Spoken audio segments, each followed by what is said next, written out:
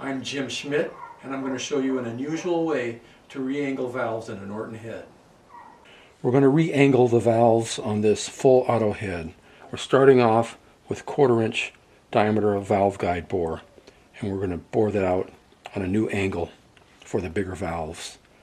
Or if you're starting with a stock head, you can use a piece of aluminum tubing about 22 millimeters long, 1/2 inch OD, 1/4 inch ID, weld it top and bottom, and bore it out on a new angle.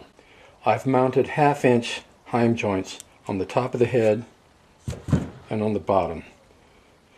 Then I made a brass bushing to space it down for a 3/16 diameter drill rod. There's a brass bushing here that fits into the top of the rocker arm to sleeve it down for the 3/16 drill rod. Some rockers will fit the larger .242 drill rod and some won't. If it's too tight, just run a 7/32 round file in there, take out a couple thousandths of an inch, or use a carbide drill bit. Here's a 1/2 moon piece of aluminum I machined. Has a 3/16 hole drilled in the center, then filed into a U shape. It fits into the valve seat recess so I can align and find the center of the valve. The 1/2 moon is in place. Then I use a piece of wire to gauge the distance between the 3/16 drill rod and the 1/2 moon. That gives me the re-angle that I want. This distance can be anywhere from 0.8 millimeter for 1 9/16 valves to about 2 millimeters for 1 5/8 valves. After I've got everything aligned, then I tighten up the heim joints. Once you have the heim joints aligned, you can switch out the brass bushing for a 9/32 and use a long 9/32 drill bit to drill out the valve guide bore. We've moved up to a 1/4 inch diameter pilot shaft and bushings. This is a tight spot reverse counterbore. I've reduced the diameter to about 0.380. I've also increased the rake of the cutting edges. You got to take your time and work it back and forth with a reverse drill to keep the chips from jamming up. You could skip this step, but I've made a 5/16 drill rod pilot. Then I started with 1/2 inch drill rod, machined this counterbore collar, cut the flutes raked in both directions. You can hold it on with a set screw or Loctite. I've also reduced this section here so it doesn't gall up, and reduce the overall diameter to about 0.450. Now we're up to a 3/8 pilot shaft and bushing.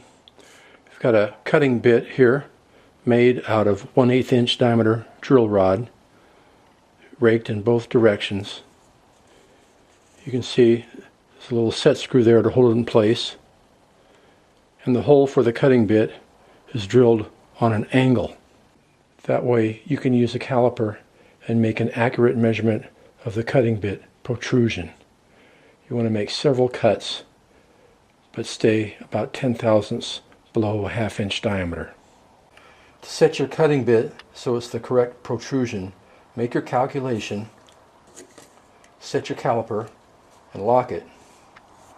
Loosen the set screw just a little bit. Then put your pilot shaft with the cutting bit in the caliper and turn it slowly so the cutting bit touches the caliper and gets pushed down into position. And carefully remove it, tighten up the set screw. The cuts are made very smooth and slowly. When you get close, you can use an adjustable reamer. Come in from one side, use a bushing to center it on the heim joint, turn it by hand. You'll get within a few thousandths. For the last cut, use a precision reamer and the centering bushing for the heim joint. Turn it by hand to take out the last couple thousandths of an inch. This is a .498 reamer. That'll give me a tight fit on a 1/2 inch valve guide. Now I'm going to open up the valve seat recess for the bigger valve seats.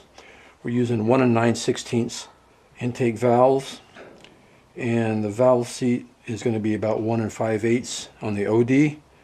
We're going to have an interference fit of about 6/1000 of an inch. This is the cutting tool I'm going to use to open up the valve seats.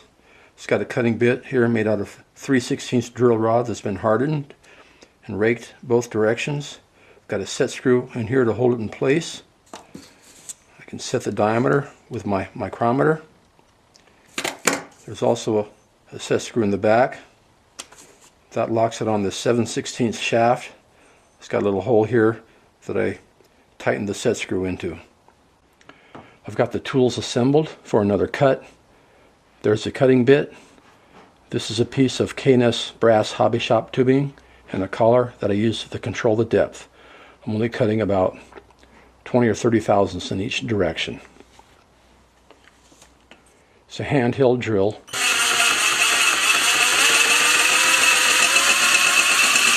And you speed it up as you reach your depth. Ready for another cut.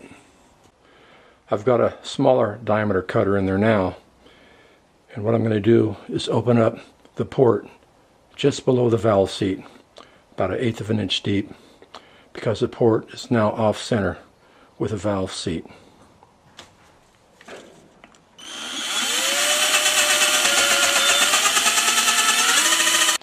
Now I'm going to clean up the spring recess so it matches the new angle of the valve guide. You can see the cutter right here.